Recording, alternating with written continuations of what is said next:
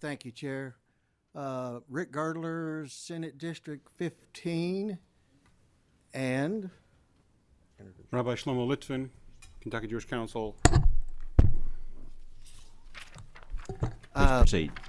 today we basically are here just for a moment of silence. And we'd like to start the day at a school at a moment of silence. This bill is not, it's harder to tell it's simple to tell what it does. It's all the other things that's read into it that it don't do. It don't require any religious connotations or any religious attachments to it. So basically, start the day like we do in the Senate. You know, we start with either a moment of silence or a prayer. And so this is basically what this bill entails. And I brought it for my good friend, and I can't tell you how to pronounce his name because he pronounces it too fast, so I call him my rabbi. So I'm going to let him speak just briefly on it. And if you have any questions afterward, we'll be tickled to answer them. So my name is Rabbi Shlomo Litvin. It's the slowest it goes. I'm an emissary of the Lubavitcher Rebbe, Menachem Mendel Schneerson, the foremost Jewish leader of the modern era, and I serve as director of Central Kentucky's branch of Chabad Lubavitch, the largest Jewish organization in the world, with over 11,000 faith leaders in over 110 countries. I also serve as chairman of the Kentucky Jewish Council, and I stand here today strongly endorsing SB 19, a bill that establishes a moment of silence in Kentucky public schools. A moment of silence has long been recognized as a valued practice in schools, offering students an opportunity for reflection, mindfulness, and focus.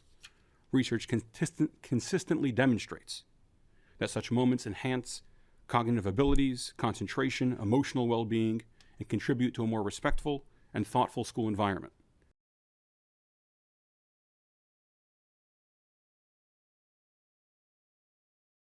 The positive impacts are significant. Studies indicate that implementing a moment of silence leads to a measured decline in school violence and juvenile violence, with police reporting in districts that have instituted it as much as a 15 to 25% drop in juvenile violence arrests.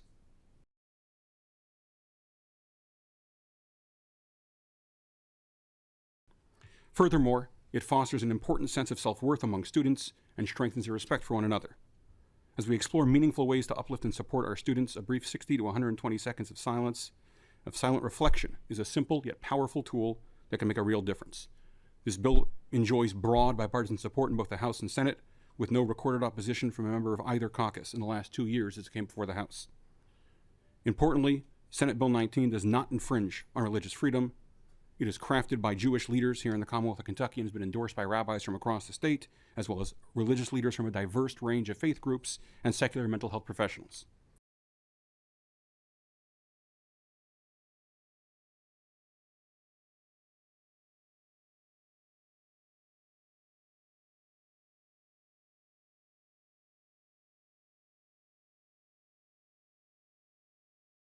Additionally, importantly, this bill does not compel free speech or religious practice in any way. The Foundation for Individual Rights and Expression, FIRE, affirmed this every year that it has been put forward, and when first put forward, the ACLU of Kentucky stated, and I quote, "The ACLU of Kentucky currently has no serious concerns with this bill because it does not mandate school prayer." SB 1 represents a common-sense, bipartisan step towards enhancing the well-being of Kentucky students. It provides a simple yet effective way to promote mindfulness, reduce violence, and create a more focused learning environment. I urge you to support this bill and give our students the best tools for success. Thank you. Thank you so much. We do have some speakers, one in particular to speak against. We're going to hold that for now.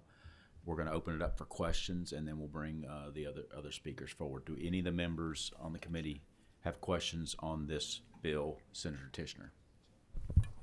Thank you both for bringing this forward. I'm supportive of this. Just a question. We're changing some language in 5 to what appears to already be the law, that they have a moment of silence for a minute. Do we see this being applied in our public schools currently? Not as I know of. Now, none of my grandkids that go to school have never mentioned anything about a moment of silence. So none that I know of. Now, the rabbi may know of something different. There is not a single school district in Kentucky, unfortunately, that currently utilizes this law. This law not only extends it to either the option of 60 seconds to 120 seconds, but it also specifies what the purpose is of, and importantly, ensures that a teacher, from whatever their persuasion be, their religious affiliation be, cannot tell the students how to use this time. That is a conversation between every student and their parents, ensuring that conversation remains where it belongs, outside of school and in the home, and encourages that to take place. But no, it is currently, unfortunately, not being utilized district-wide in a single district in Kentucky.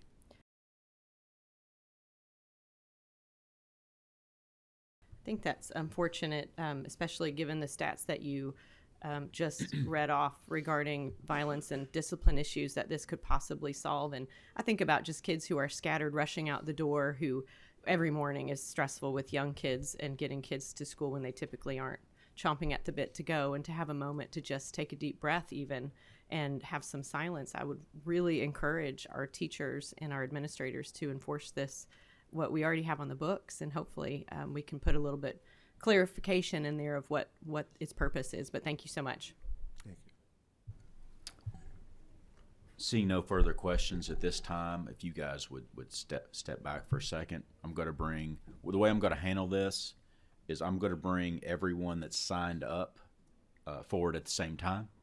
And so we have three. We have Kathy does not want to speak. Mindy Haas and Ben Freed. If you would step forward.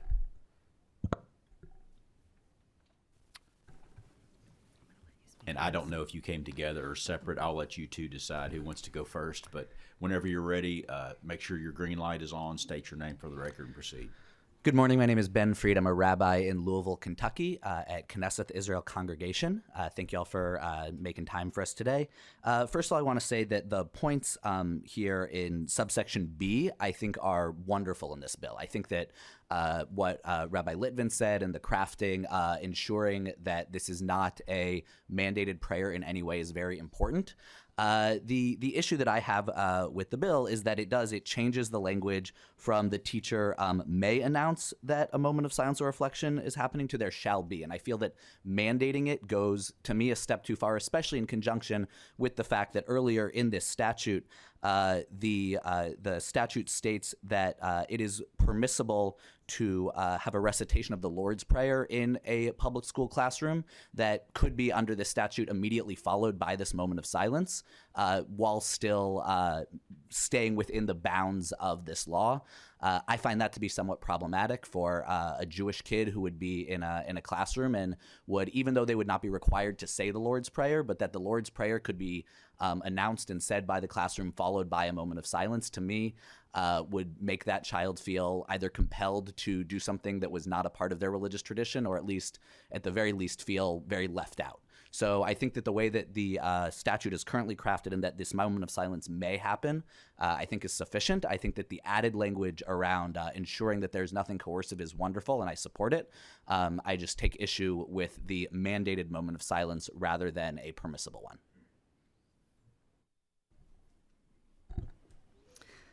Thank you, Rabbi. My name is Mindy Haas, and I'm here representing the Jewish Federation of the Bluegrass, and we strongly oppose this bill. I don't want to repeat what Rabbi Freed just said, but we stand alongside of him. And I think it's very important that there are the rabbis in Lexington, Rabbi Abramowitz and Rabbi Wirtschafter, do not support this bill as well. Can I just add one thing very quickly? Sure. Rabbis can disagree. I think that's you're seeing that right here, and that just as not all Baptists agree with all Methodists about everything, not like all Catholics agree with all, Greek Orthodox, we can have disagreements within the Jewish community. That's healthy. It doesn't mean we think any less of each other as people or as Jews. But I think it is important to note that while Rabbi Litvin is a part of a very large national organization that does represent many Jews around the country, the vast majority of the organizations and synagogues that represent Jews in this Commonwealth have not supported this bill. Thank you so much. Do we have any members with questions? Just if you could stay just a second. We have any members with questions for this particular group? Senator Carroll. Thank you, Mr. Chairman. Changing the language from shall to may would not address your problem. If for those schools that allow it, those teachers that allow it, it's this issue is still there. Right. I think that for me, the language is currently may. I think subsection B adds additional language that prevents coercion. Look, if it were up to me, the Lord's Prayer wouldn't be said in public schools in Kentucky, but that's not what this bill addresses. I think that the fact that our current statute says that, and I quote, in order that so that pupils shall learn of our great freedoms, including the freedoms of religion, symbolized by the recitation of the Lord's Prayer. I think that the fact that the Lord's Prayer could be stated a prayer of the dominant religion in order to teach about religious freedom when there might be kids in that classroom who do not subscribe to that religion, I think that's problematic on its face, but that's not what this specific bill is addressing. And so I'm just bringing up my issues with this specific bill. I have larger, broader issues with the statute as written, but that's not the point of this bill. Understood. Thank you. Senator Tishner. I appreciate the concerns that you bring, and of course we have such a variety of religions represented within our public school system. I think obviously this isn't a question about what's in Section 1 currently under KRS 158175, but what is being talked about there is really teaching historical moments. The reasons the Pilgrims came here, the reason was for religious liberty and in order to spread the gospel of Christ, and that is in the Mayflower Declaration. That's the Mayflower Compact. That's what it says. So it's a historical element.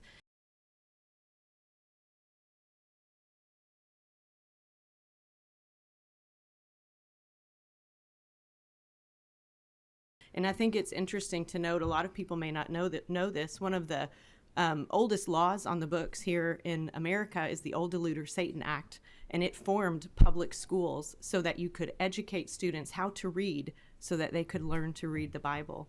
So we have a deep, deep history of Christianity in this country, and I think teaching that as a historical fact to our students can be incredibly valuable, alongside letting them know this is voluntary. It's not something required, but just a point, just a statement. Thank you.